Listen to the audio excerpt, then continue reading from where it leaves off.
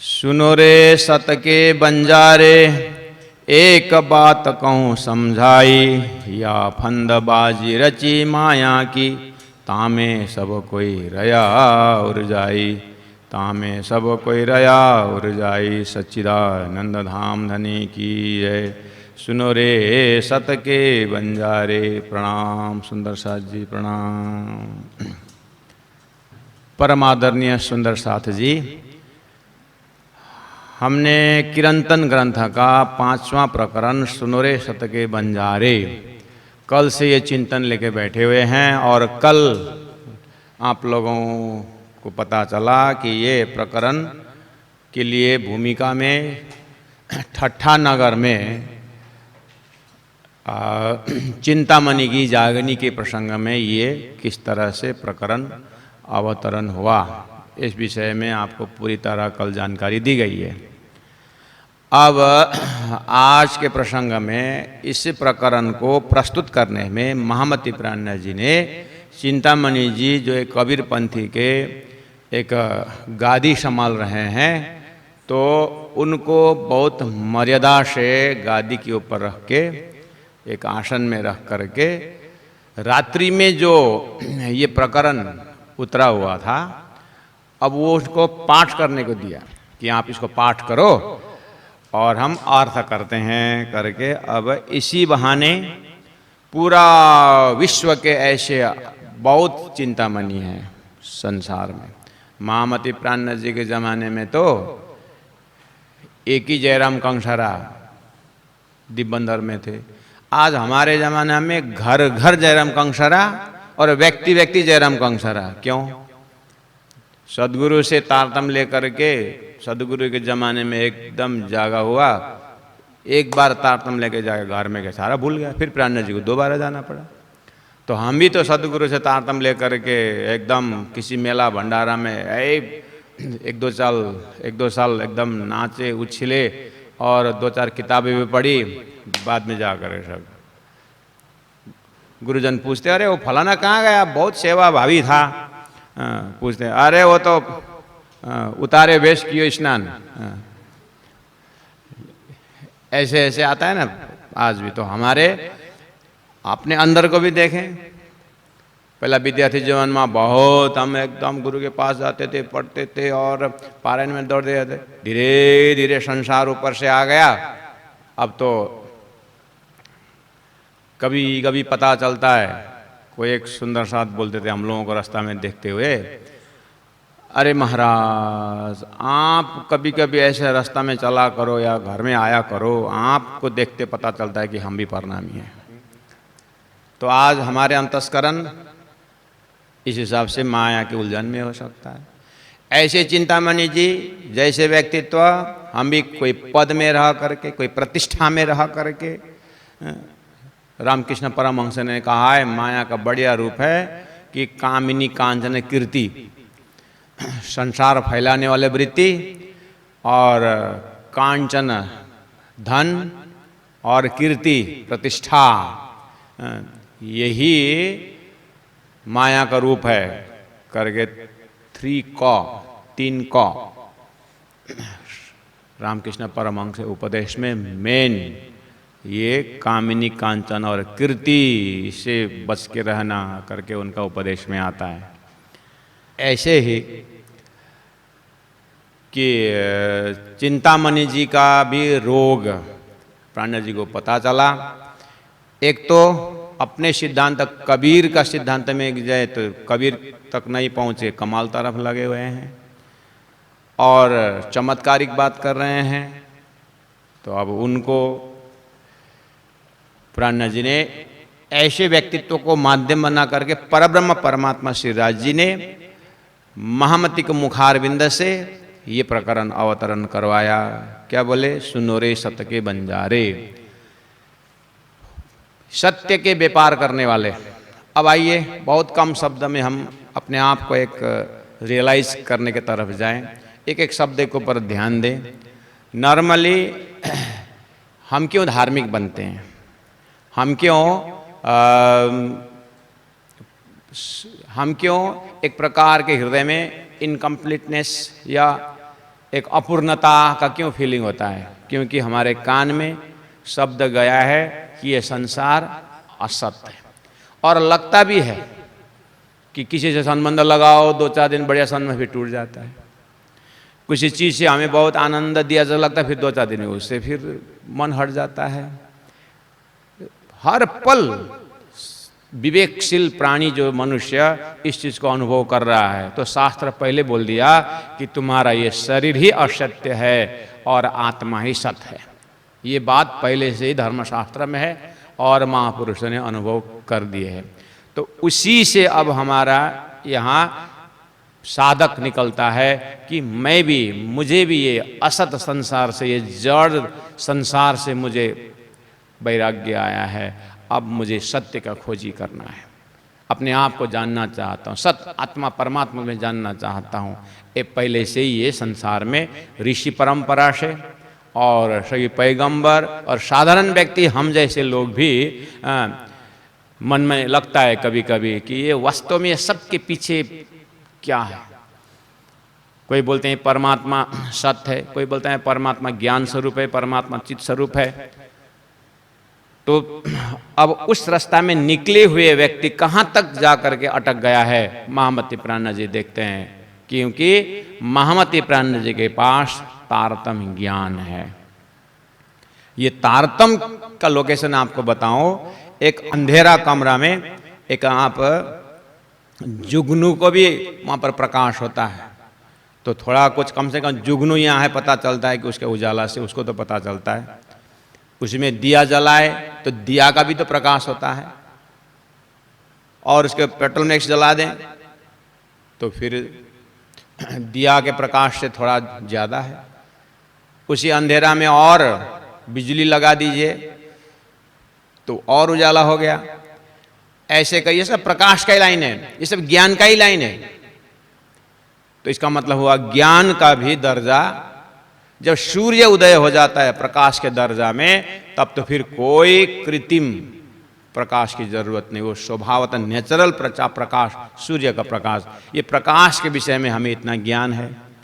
ऐसे धर्मशास्त्र में आत्मा तक पहुंचने के लिए पहला मनोब्रह्म, बुद्धि ब्रह्म करके फिर अंतर्मुखी बनने के लिए ये प्रयास किया गया है, सत्य तक पहुंचने के लिए। ऐसे ही पूरा ब्रह्मांड के लिए भी कहा कि आत्मा और ईश्वर जो तत्व है ये एक ही तत्व है। तो कई ईश्वर मुख हो गए, और कोई बोले फिर ईश्वर से आगे सत्य स्वरूप ब्रह्म का स्वरूप अलग है, वो चिदादित्यम किशोरांगम। इस तरह से सत्य, कोई बोले सत्य तो निराकार है, सत्य ब्रह्म को कोई आकार नहीं है, बस वो जरूरत पड़ने पर आकार धारण करता है। फिर दूसरा आया, नहीं, सत्य स्वरूप जो है वो परमात्मा अजर अविनाशी, वो आकारवान है, लेकिन प्रकृति जन्य आकार नहीं है, वो चिदादित्यम किशोरंगम सच्चिदानंद स्वरूप है।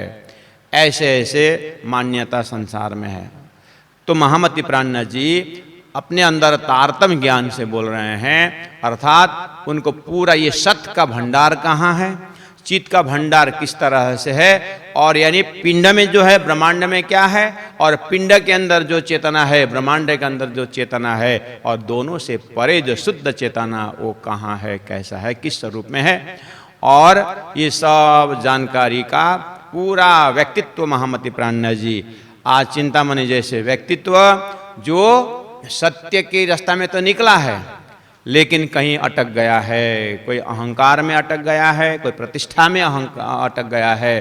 तो प्राण जी महाप्रभु सामने में बोल रहे हैं कि हे चिंतामणि जैसे व्यक्तित्व, अब नाम तो लेने को नहीं क्योंकि शब्द तो वही उच्चारण कर रहे हैं, हे चिंतामणि बोलना तो शोभा नहीं दे रहा है, लेकिन समग्र रूप में कि इसी बहाने से संपूर्ण सत्य के यात्री, बंजारे, व्यापारी सबके लिए एक बात कहूँ समझा, एक बात समझाता हूँ। क्यों? या फंद बाजी रची माया की। आपको पता है कि माया का एरिया कितना है, ये फंद का एरिया कितना है, ये बाजी खेल का एरिया कितना है, पता है? यही बात आज समझाने जा रहा हूँ। तामे सब कोई रहे और जाए, सभी उसमें उलझ गए हैं। तो अब संसार में महामति प्राण ने बोल दिया या फंद बाजी रची माया की। सब बोलते हैं संसार माया से उत्पन्न हुआ। माया किसको लगी? माया क्या जी? माया अविद्या है। माया अविद्या है। तो ये सृष्टि किसकी है? ब्रह्म की सृष्टि है। तो ब्रह्म की सृष्टि है तो फिर माया की सृष्टि क्यों बोल रहे हो? नहीं, जैसे ब्रह्म में माया जब आवरण घुस जाता है, ब्रह्म में जब आवरण बन जाता है, उपाधि लग जाता है, तब जा करके वो माया सृष्टि रचती है। अरे ब्रह्म में उपाधि, ब्रह्म में अज्ञान, ये कैसे संभव है? ब्रह्म तो प्रकाश चीज है। बस अब प्रकाश में अंधकार कैसे? तो सब मुख से माया द्वारा सृष्टि रचने की बात है। प्राणनाथ जी बोलते हैं यही समझ में नहीं आना ही सबसे बड़ा फंद है। यही फंद है। ये बाजी, ये खेल बोलते, खेल किसकी है? ये तमाशा किसने रची है? तामे सब कोई और ऊर्जा रहा, ऊर्जा उसमें सब उलझ गए हैं सत्य के व्यापारी हो। तो ये पूरा प्राणनाथ जी महाप्रभु यहाँ समस्या खड़ा कर रहे हैं और समाधान के लिए प्राणनाथ जी स्वयं बोलते हैं सदगुरु न्यारा रहत सकल थे कोई एक कुल में काई, तुम सदगुरु के पास जाओ। सदगुरु के पास जाकर के ही तुम्हें वेदों का असलियत समझ में आएगा। अभी तुमने वेद पढ़े हो, सदगुरु से नहीं पढ़े, गुरु से पढ़े होंगे। सदगुरु तो धरती में एकांत रहते हैं और उनको शब्द से पहचाना जाता है। तो यहां ये समस्या अगर है तो तुम सदगुरु के पास जाओ। ये शब्द इस तरह से प्राणनाथ जी समस्या खड़ा कर रहे हैं। बोले कि या फंद बाजी रची माया की, तामे सब कोई। सब में कौन कौन आया? प्राणनाथ जी ने बोले सब कोई और जाए। तो सब में कौन कौन? अरे ब्रह्मा विष्णु महेश भी अगर पूछेंगे ना कि विशुद्ध चैतन्य ब्रह्म के विषय में आप बताओ, तो भी बोलेंगे हम सृष्टि के विषय में पूछो, लेकिन जो प्रश्न तुम पूछ रहे हो वो तो वयम अपि हम लोग भी नहीं जानेंगे। बोला है अहम ब्रह्मा अहम विष्णु शिवो हमिति मोहित न जानी मो वयम धाता परम वस्तु सनातनम। ये परम वस्तु सनातन चीज में हम भी अनभिज्ञ हैं। तो इसी में वेदांत सूत्र से अगर जाएं तो माया कहाँ है? तो बोले अनिर्वचनीय है। माया को कोई माया है, वो एक भ्रम है। तो भ्रम किसको हुआ? अरे भ्रम ऐसा है जो नहीं उसको है देखना। एक रस्सी पड़ा हुआ है, अब उसको रस्सी को सर्प देखना, यही भ्रम है।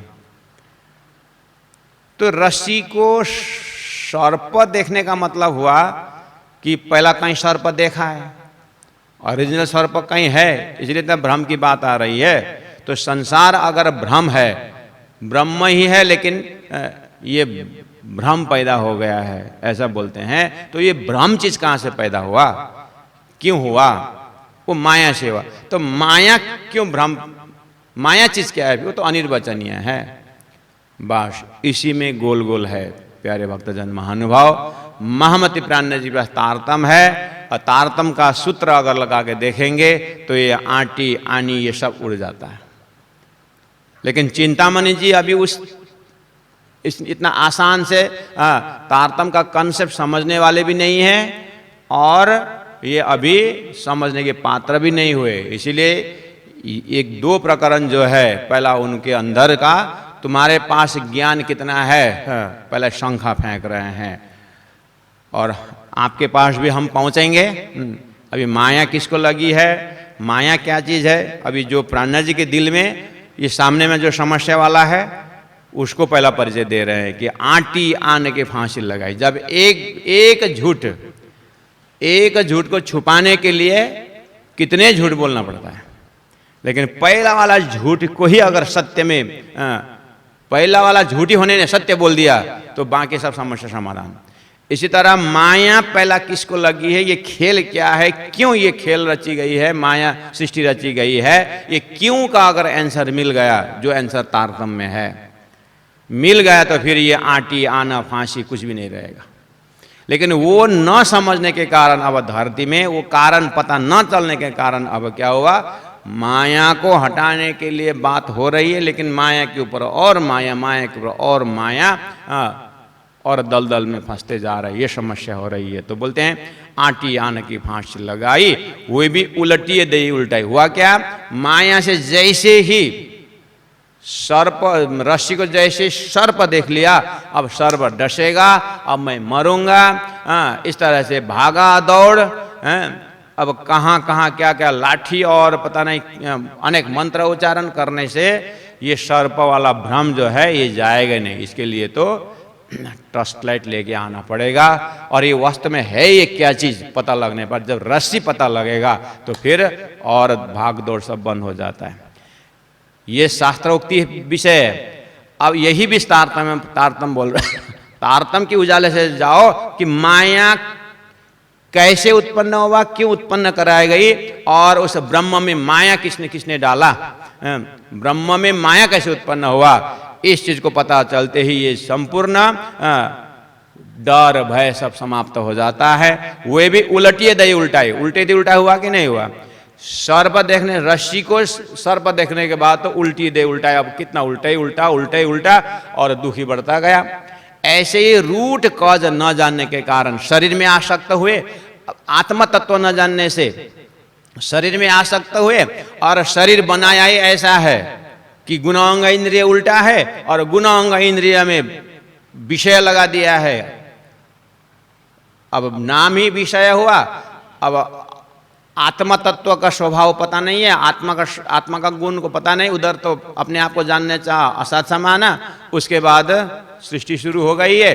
अब तो उल्टा का उल्टा, अब पता नहीं, वे भी उल्टी दे उल्टा है, गुणांग इंद्रिय उल्टा, ब्रह्मांड उल्टा, आत्मा तक, आत्मा की तरफ मुख कर उन्मुख होना, या तो विराट के भाषा में ईश्वर तरफ लौटना, ब्रह्म तरफ लौटना, किसी की बुद्धि में आती नहीं है। इस तरह से माया ने ही, परमात्मा ने बंद पर बंद दिए विध विध के।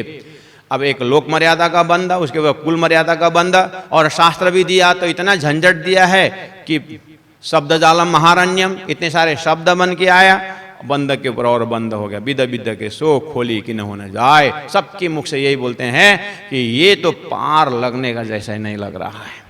अब हुआ उसका रिजल्ट क्या हुआ, 14 भवन यही अंधेरी, 14 लोक में। अब भैंस को तो क्या बात करूं, गौ बैल को तो क्या करूं, 14 लोक नाम लिया जाता है मनुष्य, और मनुष्य का भी यही अंधेरी, उनकी बुद्धि में भी यही है। और सतलोक तरफ जाएं तो ब्रह्मा विष्णु महेश भी कंफ्यूजन में है, और तो आगे जाएं तो नारायण ने भी अपने आप को जानना चाहे, ऐसी बात आती है। तो ये कहाँ तक 14 होने लगे यही अंधेरी, झूठ को खेला झूठाई। ये सृष्टि ही झूठ है, और सृष्टि में जो ईश्वर करके जो पैदा हुआ है वो भी झूठ है, और उससे तो सब झूठ का ही विस्तार हुआ है। तो फिर ब्रह्म तत्व क्या है, प्रणत जी सामने वाला को पूछ रहे हैं, आप तो सत्य के बन जा रहे हो, आप इसी को तो विचार करना है कि वास्तव में सत्य क्या है। अब बोल दिए कि आपने तो गुरु कर दिया है, प्रकट नाश व्यास, व्यास जी हैं, सुखदेव है, ऐसे बड़े बड़े हस्ती हैं, उन्होंने ये जितना ब्रह्मांड पैदा हुआ है वो नाश बताया। प्रकट नाश व्यास पुकारे, सुखदेव शाख पुराई, सब साक्षी प्रमाण दे करके नित्य प्रलय, नैमितिक प्रलय, प्राकृतिक प्रलय, हिसाब किताब लगा करके सारा प्रलय कर दिया है। तो फिर अब जब उत्पन्न हुआ प्रलय हो रहा है तो फिर सत्य कहाँ है। जो प्रलय में जाता है, जो नाश होता है वो सत्य हो ही नहीं सकता, वो तो असत है। तो फिर सत्य ब्रह्म कहाँ विराजमान है। हे अब यहाँ बोलना पड़ता है चिंतामणि जी, तो बोलना का है कि वही पाठ कर रहे हैं चौपाई, चिंतामणि जी पाठ कर रहे हैं, चौपाई बोल रहे हैं, और समस्या यहीं पर है। अब धनी ने कहा देखो दुनिया में लोक लाज मर्यादा छोड़ी, सब ज्ञान, तब ज्ञान पदवी, ज्ञानी बनना इतना आसान है, गुरु के पास जाना है, मर्यादाओं को सब खत्म करना है, और लोक मर्यादा त्यागना पड़ेगा। अर्थात जैसे ज्ञान सीखने जाए तो अब घर से बाहर निकलना पड़ता है, और कि लोग क्या बोलेंगे, मर्यादा का, लोक मर्यादा, कुल मर्यादा, वेद मर्यादा, कितनी सारी मर्यादा है, ये सब छोड़ छाड़ के एक व्यक्ति ज्ञानी बनता है, पद हासिल करता है। अब लेकिन बाद में जाकर के वो ज्ञान पदवी पाई, वो ज्ञान ही आवरण बन जाता है। क्या वो प्रकाशीय आवरण बन गया। कैसे, एक जुगनू की प्रकाश को लेकर के अब हम प्रकाशवान हो गए, बोले मैं ही ज्ञानी हूं, वो ज्ञानी पर्दा बन जाएगा। एक दिया बोले मैं पूर्णमदः पूर्णमिदं, तो सूर्य उदय होने के बाद इसका क्या दशा होती है? ऐसे ज्ञान का दर्जा में एक कर्म कांड का ज्ञान है, उपासना कांड का ज्ञान है, एक ब्रह्म ज्ञान है, तो कौन सी ज्ञान को लेकर के तुम ज्ञानी कहला रहे हो? ज्ञानी को पता ही नहीं चल रहा है कि ये ज्ञान का आवरण क्या हो रहा है। इसलिए ज्ञान पदवी तो पाई, आगे क्या हुआ? एक आग छोटी बुझाई, थोड़ा थोड़ा संसार का जो अज्ञान था वो तो टुटाया, छोटी बुझाई। अब त्यों दूजी मोटी लगाई, मैं ज्ञानी हूँ, मैं विद्वान हूँ और मैं जानकार हूँ, मैं चक्रवर्ती हूँ, ये हूँ। अब राजाओं का उस हिसाब से, ज्ञानियों को उस हिसाब से, अब ये बड़ा ज्ञान का पदवी पाई। अब प्राण जी सलाह देते हैं, देखो एक आग त्यों छोटी बुझाई, त्यों दूजी मोटी लगाई। अब ये दूजी आग जो है, दूजी जो पद है, उसको भी अग्नि की तरह जला दो। छोटा आग तो निभा दिया, बड़ा आग भी निभा दो। अभी तो छोटा आग क्या है? और सीधा सीधा एक बात ये भी है कि लोगों के पास में माया, जो सन्यासी के दिमाग से देखा जाए तो घर गृहस्थ ये जो है छोटी आग है, और ये आग को तो बुझाना चाहिए, तो वो सन्यासी बन गया। अब सन्यासी बन करके निकला था, छोटी आग को बुझा कर घर गृहस्थी नहीं किया और परिव्राजक बना, सन्यासी बना, और लगता है कि हम बस मुक्त हो गए। जा करके फिर अब दूसरा, प्राण जी बोलते हैं एक आग जो छोटी बुझाई, ठीक है, यहाँ तक सन्यासी बन गए, सत्य के व्यापारी बन गए, तुम असत्य के व्यापार छोड़ दिया, ठीक है, ब्रह्म तत्व के लिए हो गया। अब ब्रह्म तत्व हम ब्रह्माष्टमी होकर के बैठ गए और ब्रह्म तत्व क्या है जाने बिना अब अपना खोज को स्टॉप कर दिया, खोज को बंद कर दिया। अब दूजी मोटी लगाई और दूसरा और बड़ा आवरण आ गया है। उसका रिजल्ट क्या हुआ? कोट सेवक बनाए हैं, सेवक बने हुए हैं, और कोट सेवक करो, नाम निकालो। अब नाम एकदम पेपरों में आया, बड़ा बड़ा बड़ा केंद्र बना के बैठ गए, और इष्ट चलाओ बड़ा, स्वयं इष्ट बन गए और अपनी बढ़ाई की पूजा करी। इस तरह से सेवा कराओ, सतगुरु कहलाओ। प्राण जी कहते हैं अब सेवा कराओ, सतगुरु कहलाओ, पता नहीं क्या क्या करवाओगे, लेकिन ध्यान देना, पर अलख न देवे लखाई। तुम्हारे शब्द से पता चलता है कि तुमने अलख जो चीज है, जो ब्रह्म जो है, वो तुमको लख नहीं हुआ है, क्योंकि तुम्हारा शब्द से पता चल रहा है। प्राण जी अन्यत्र भी कहते हैं कि शब्द कोई चीनो, साधु भाई शब्द कोई चीनो, कि वेद शास्त्र उपनिषद में जो शब्द का लक्ष्य दिया हुआ है, क्योंकि एक ही शब्द का शब्दार्थ होता है, भावार्थ होता है, तात्पर्य अर्थ होता है, लक्ष्य अर्थ होता है, वो तो सदगुरु के पास ही इसका सबका एक एक हिसाब मिलता है। तो कहा कि इस तरह सदगुरु बन गए हो और जानते कुछ नहीं हो, सत्य के लिए डूबे नहीं हो। अब छोड़ो रे मान गुमान को, यही खाड़ बड़ी भाई, और एक डारी त्यों दूजी भी डारो।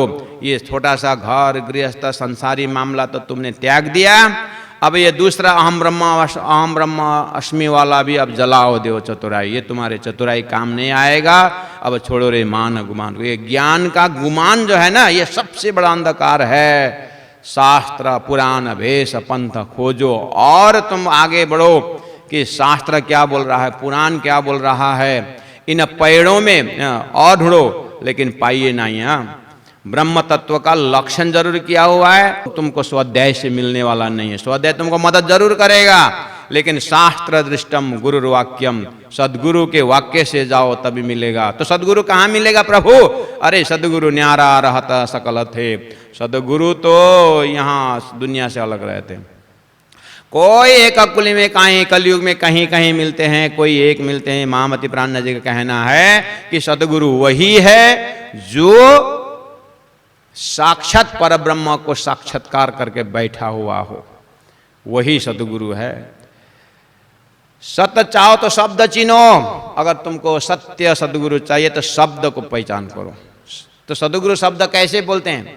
सदगुरु कौन सा शब्द प्रयोग करते हैं? प्राण जी बोलते हैं यहाँ पर, अभी यहाँ ऐसा प्रसंग ही नहीं आया। चिंतामणि जी सामने बैठे हैं महाराज, यहाँ चिंतामणि के अंदर से सारंगी बहुत ज्ञानी है, वो शास्त्र फन दिखाने वाले हैं। यहाँ आराम से सदगुरु ऐसा ऐसा करके अभी नहीं बताएंगे।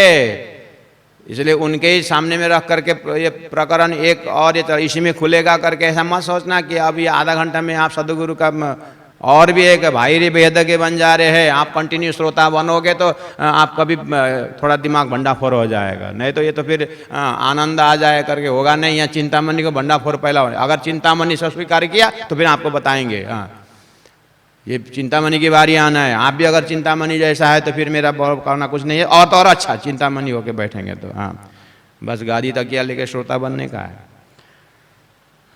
सतगुरु न्यारा रहे तो सकल थे, कोई एक कुली में काई मामती बोल रहे हैं, ऐसा सीधे जवाब नहीं दे रहे महाराज। सत चाहो तो शब्द चिन्हो, वो आप न दे दिखाई, ऐसा नहीं कि वो मैं सतगुरु हूँ आ जाओ सहस्त्र फन दिखाऊं, मैं सतगुरु हूँ क्यों क्या देखो, ऐसा नहीं बोलता है वो, उसको तो ढूंढते जाना पड़ता है,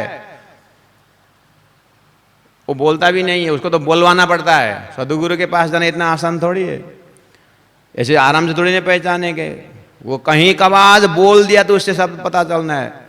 तो चिंतामणि एकदम पढ़ रहा है वो ये जैसे चिंतामणि ऐसे पढ़ रहा है, सत चाओ सो शब्द चिन्हो, चिंतामणि बोल रहे हैं, प्राणा जी अर्थ कर रहे हैं। हाँ चिंतामणि जी आपने बहुत मतलब चौपाई ऐसे ही है, रात को उतरी चौपाई है तो आपने पाठ किया कि सत्य चाहो तो शब्द चिन्हो, अगर सत्य गुरु चाहिए तो उनके शब्द से, क्योंकि कबीरदास जी ने स्वयं कहा कि एक पलक ते गंगा निकले। गंगा क्या है, एक पलक किसकी पलक है, एक पलक से गंगा निकल से हो गए चौथी से पानी, ये पानी जो फैल गया वो क्या है।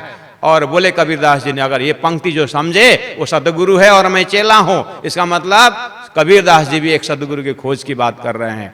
उनको भले ही जो भी जहां तक जो लक्ष्य मिला है, लेकिन आगे पीछे आने वालों के लिए उन्होंने सदगुरु को खोज की बात कही है। अब चिंतामणि प्राणनाथ जी तरह लौट के देखने लगा, पब्लिक को थोड़ा कम देखने लगा, प्राणनाथ जी को ज्यादा देख रहा है, कुछ चेहरा में रौनक दिखाई दे रहा है। हाँ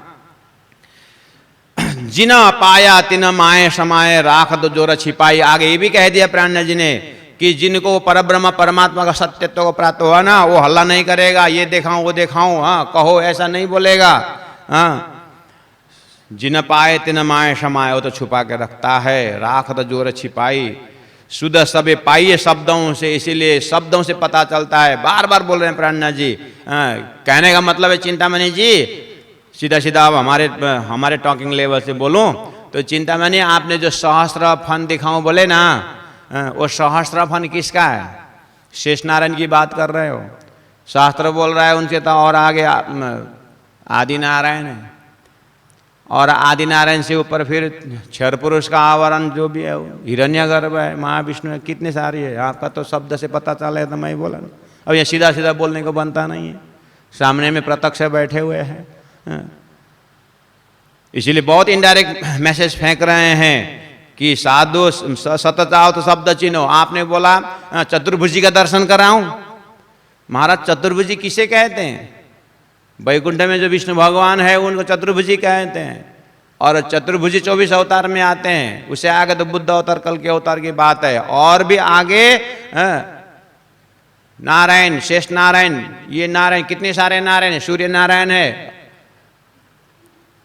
सूर्य नारायण है, और क्या क्या नारायण है, बहुत संसार में नारायण नारायण है भाई। तुम एक चतुर्भुजी दिखाओ की बात कर रहे हो, ऐसे कितने चतुर्भुजी है। संख्या चेत सामस्ति न विश्वनाम कदाचन, ब्रह्मा विष्णु महेश तो गिनती में नहीं है, शास्त्र ऐसा बोल रहा है। और वो त्रिदेव में से एक जो है विष्णु को चतुर्भुजी बोलते, वो दिखाऊं बोलता है। अब ये बोलने को बनता नहीं है, लेकिन ज्ञानी है, चिंतामणि को पता चल रहा है धीरे धीरे, और थोड़ी थोड़ी प्राणनाथ जी ने मसाला भी डाल दिया और बोले जिन पाए तिन माए समाये राख दो जोरो छिपाई, सुध सभी पाइये शब्दों से जो हुए मूल सगाई। जो जिसका संबंधी है उसी का वही बात करता है। अब सदगुरु का अगर तुम बात करते हो तो सदगुरु को शब्द तो वही पहचानता है जो उस मूल से संबंध रखता है। सदगुरु तो मूली, गुरु साक्षात परब्रह्म, परब्रह्म मूल है, और परब्रह्म की भाषा बोलने वाला ही सदगुरु होता है। और तुमने तो परब्रह्म की भाषा बोल ही नहीं रहे हो, तुम तो क्षर पुरुष में भी 14 लोक के मालिक की बात कर रहे हो। और ऐसे चतुर्भुजी तो ऐसे त्रिदेव तो संसार में भवसागर में यहाँ कितने हैं। इसलिए तुम्हारा शब्द से पता चल रहा है मुझे कि तुम कितने ज्ञान के लेके बैठे हो। और खिन एक विलंब न कीजिए तब तो लीजिए जीव जगाई। अगर एकात कताच सौभाग्य से अगर सदगुरु का सुगंध कहीं आया तो फिर देरी भी नहीं करना चाहिए।